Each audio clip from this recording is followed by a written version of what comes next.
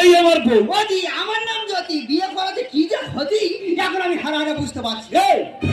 আমার বিয়ে করে তোর ক্ষতি হয়ে যাচ্ছে, তার মানে ক্ষতি হয়নি। কি ক্ষতি হচ্ছে? মা যদি বললে বিশ্বাস করবে না, যখন আমার বিয়ে হয়নি হ্যাঁ। যেরকমই মোটা সেরকমই ফর্সা, হ্যাঁ। আর এখন দেখছেন একটা সন্ধ্যাঘাতের ভিড় দাঁড়িয়ে আছে। কেন তুই কি না খেয়েছিস? এই কথাটা বলতে হলো মুখে বাঁধবি কেন? ওদি আজকাল যা দিনকাল পড়েছে, প্রত্যেকের মাটির ঘর নিয়ে পাকা ঘর হচ্ছে। এই লোকের কাছে কতবার করে বলছি, বলে এই দেখো সবার তো মাটির ঘর নিয়ে পাকা ঘর হচ্ছে, তা তুমি একটা ছোট্ট ঘর বানিয়ে দাও না গো।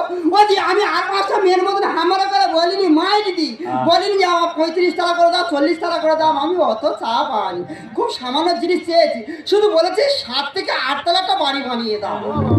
বলে এই চাটা বেশি হলো। কেন করে দিনি জানিস? কেন? তোর ওই পালানো অভ্যেসের জন্য।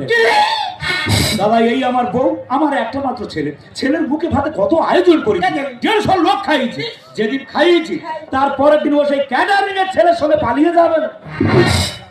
ছাড়ে মতো এই কথাটা বলতে লজ্জা করলুনি? কেন? ওদি পালাবুনি কি করবো?